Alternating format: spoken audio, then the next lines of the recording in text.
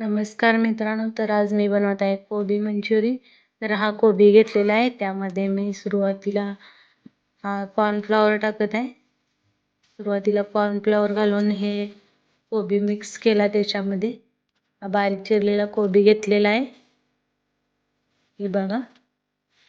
त्यानंतर त्याच्यामध्ये थोडासा मैदा घालायचा आहे. हा मैदा मी इथं घालत आहे, थोडासा मैदा, किंवा तुम्ही इथं तांदळाचं पीठ देखील वापरू शकता. त्यानंतर थोडंसं चवीनुसार मीठ घातलं त्यामध्ये. त्यानंतर लाल तिखट घातलेलं आहे आणि थोडासा सोडा, खायचा सोडा घालायचा आणि त्यामध्ये थोडासा फूड कलर घालायचा. फूड कलर मी इथं घातलेला आहे आणि सर्व मिश्रण एकत्र केलं आहे बघा. थोडंसं त्यामध्ये पाणी घालायचं आणि ते सर्व मिश्रण एकत्र एकजीव करून घ्यायचं. बघा, अशा प्रकारे मिश्रण तयार करून घ्यायचं मंचुरीसाठी. पुन्हा जरासं थोडं त्यामध्ये मी कॉर्नफ्लॉवर घातलेलं आहे आणि थोडंसं बेसन पीठ त्यामध्ये घातलेलं आहे. चांगलं त्याला हे बघा फेटून घ्यायचं चांगलं असं.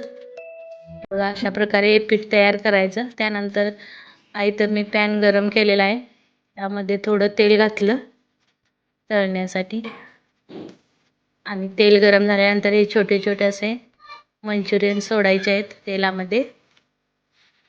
लहान लहान असं मंचुरियन सोडायचे आणि छान असे तेलामध्ये ते तळून घ्यायचे आहेत. हे बघा, असे छान मंचुरियन तळून घेतलेले आहे.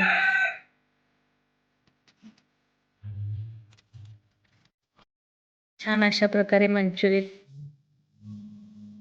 तळून घेतलेले आहे.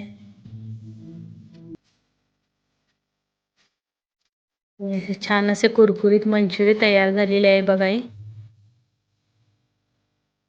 आणि तर आमचा ऋग्वेद टेस्ट करत आहे.